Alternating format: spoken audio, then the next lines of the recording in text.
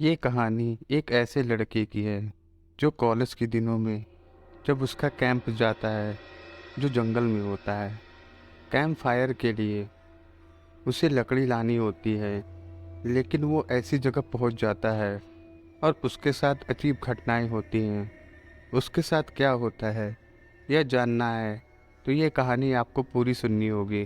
तो नमस्कार दोस्तों, मैं हूँ अमित और आप देख रहे हैं एएस विजुअल यूट्यूब चैनल। अगर आप इस चैनल पर नए हैं तो चैनल को सब्सक्राइब कर दे। तो चलिए कहानी को शुरू करते हैं। बात उन दिनों की है जब मैं कॉलेज का स्टूडेंट था। अपने कॉलेज की ओर से हम सब कैंप के लिए एक जंगल में गए थे। हल्की ठंड थी। रात में हम सब ने पूरे रात कैंप फायर के साथ डांस करने, गाना आदि का प्रोग्राम तय हुआ। मुझे और सारे साथियों को कैंप फायर के लिए लकड़ियां इकट्ठा करने का भार सौंपा गया। मैं निकला तो सबके साथ ही था, लेकिन जंगल के प्राकृतिक सौंदर्य में भटकता हुआ अकेले कहीं दूर निकल गया। अचानक आसमान बादलों से भर गया और गरज के साथ बारिश होने लगी। बादलों की लगातार गरजने से पेड़ के नीचे खड़ा रहना मुसीबत न समझ में आया। आसपास किसी घर की तलाश में एक दिशा में भागने लगा। मुझे कुछ ही दूर पर एक लाल ईंट से बनी शानदार बिल्डिंग दिखाई नजर आई। ये बिल्डिंग रोशनी से पूरी तरह नहा रही थी और उसमें सारे लोग थे। ऐसा दूर से ही लग रहा था।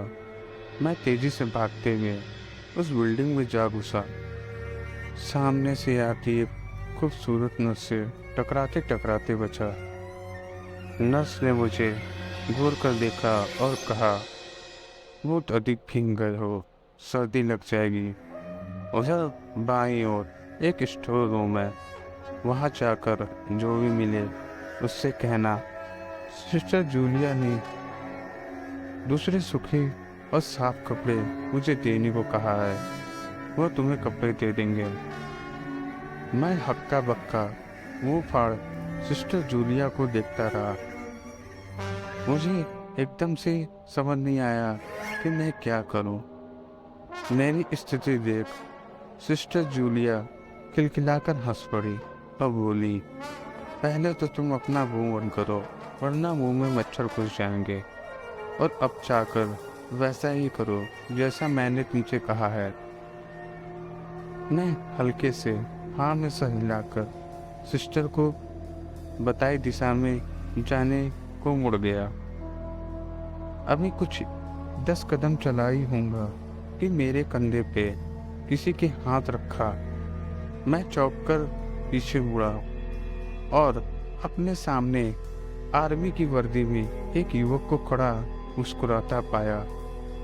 मेरे चेहरे पर आश्चर्य के बादल अपना घर बना चुके थे, जिसे देखते ही उस युवक को हंसी आ गई। उसने धीमे किंतु दृढ़ स्वर में कहा, मैं कैप्टन विनोद हूँ और यह मेरे देश का आर्मी का हॉस्पिटल है। कैप्टन विनोद की बातों से मुझे आश्वस्त किया और मैं धीरे धीरे सामान हो गया और मैं और कैप्टन विनोद को सिस्टर जूलिया के बारे में बताई। सुनकर कैप्टन विनोद के चेहरे पे रहस्यमय मुस्कान फैल गई और वो बोले, तो सिस्टर जूलिया से भी मिल चुके? जी, क्या मतलब है आपका? कुछ नहीं, चलो मैं तुम्हें सूखे कपड़े देता हूँ, चेंज कर लो, नहीं तो सच में सर्दी लग जाएगी। मैं और कैप्टन विनोद के पीछे चल गया। एक बड़े से कमरे में पहुंच गया। कमरे के चारों ओर हरे रंग के पर्दे लगे हुए थे। एक बड़ा सा बेड पड़ा हुआ था और सामने एक सोफा था। बीच में एक टेबल था जिस पर 2 गिलास, एक बड़ी बोतल ब्रांडी की, 1 या 2 पत्रिकाएं पड़ी थी। कमरे के एक कोने में एक बड़ी सी अलमारी थी, जिसमें से कैप्टन विनोद ने एक अलमारी में आसमानी रंग का कुर्ता पायजामा निकालकर मुझे दिया और कमरे में लगे बाथरूम की ओर इशारा किया। मैं बाथरूम में कपड़े चेंज कर जैसे ही निकलने लगा, मेरी नज़र बाथरूम की एक दीवार पर पड़ी। वो खून की छींटों से भरी हुई थी।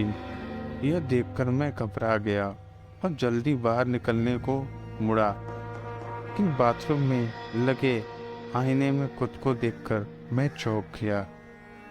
आईने में मेरा पूरा शरीर तो नजर आ रहा था, लेकिन मेरी शरीर पर मेरा सर ही गायब था। अब मुझे डर लगा और मैं हड़बड़ाकर बाथरूम से बाहर निकल गया। मुझे इस तरह बाहर निकलते देख कैप्टन विनोद ने हंसकर पूछा, क्या हुआ? अरे हाँ, तुमने तो अब तक मुझे अपना नाम ही नहीं बताया। कहाँ जाओगे? बाहर बहुत तेज बारिश हो रही है। लेकिन तुम जाना क्यों चाहती हो अचानक? यह मुझे समझ नहीं पा रहा हूँ। कैप्टन विनोद अपने बाथरूम की एक दीवार पर खून की छींट से भरी हुई है और आपके बाथरूम में लगा आईना भी कुछ अजीब सा है। उसमें मेरा पूरा शरीर तो दिखाई दिया, लेकिन मेरा शरीर गायब था। मैं अब बिल्कुल नहीं रुकूंगा यहाँ। बारिश में भीगता हुआ अपने कैंप जाऊंगा। कहते हुए मैं कमरे के बाहर जाने वाले दरवाजे की ओर बढ़ा। रुको! तभी कैप्टन विनोद का कड़कती आवाज गूंजी। तो तुमने सब कुछ देख ही लिया? जी, क्या मतलब आपका? मेरी आवाज में डर भरा गया था। मतलब चाहे जो भी हो, तुम तब तक यहाँ से नहीं जा सकते जब तक मैं तुम्हें कुछ बता न दूं। क्या बताना चाहते हैं आप? तो आज तक कोई नहीं जान सका। जो आज तक कोई नहीं जान सका, वो मैं जान के क्या करूँगा? प्लीज मुझे जाने दो। मैं डर सा रुआसा हो गया। नहीं, बिल्कुल भी नहीं।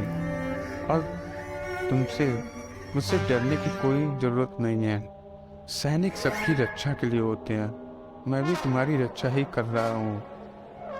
कैप्टन विनोद के स्वर में कोमलता थी। आओ मेरे साथ इस सोफे पर बैठ जाओ। मैं तुम्हें एक कहानी सुनाता हूँ।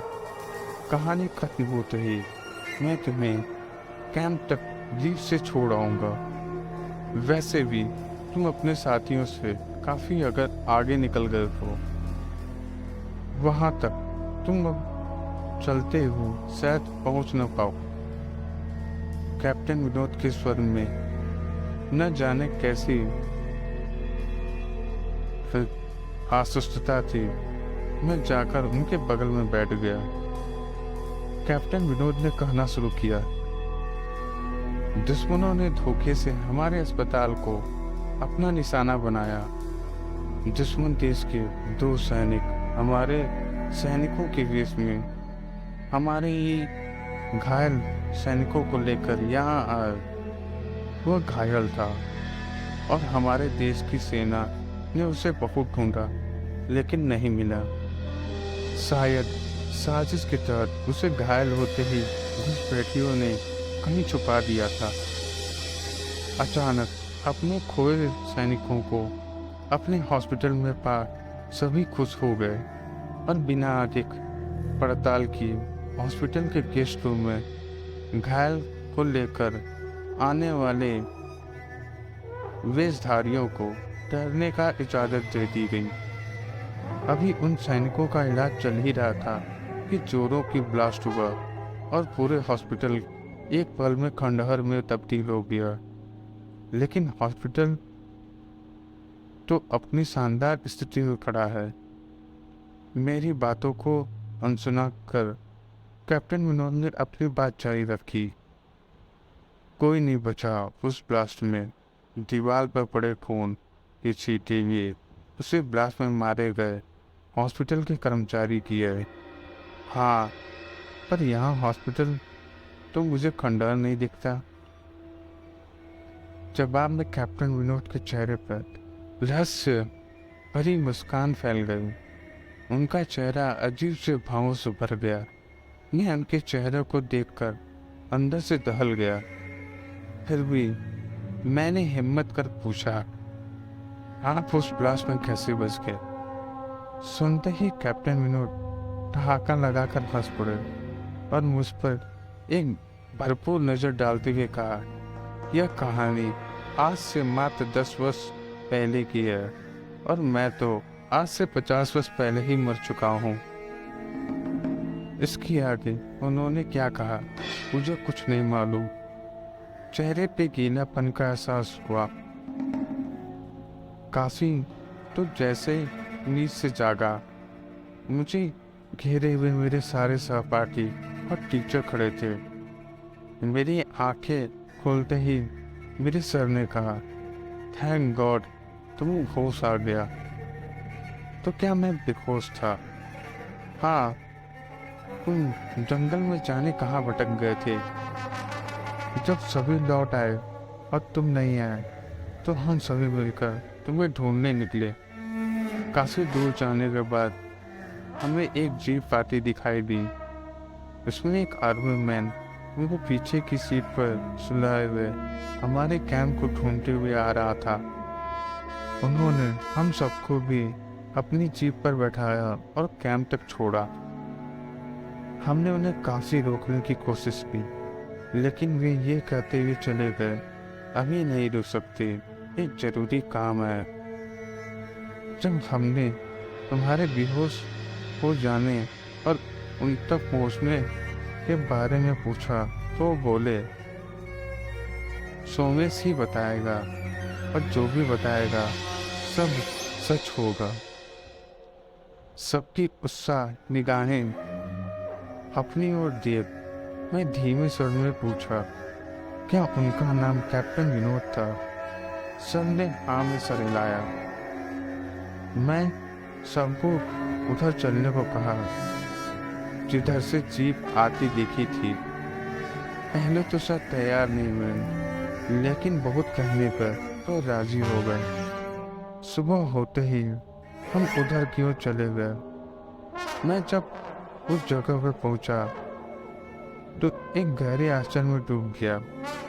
वहाँ एक उजड़ा खंडहर था जिसकी एक टूटी पत्थर पे लिखा था आर्मी हॉस्पिटल।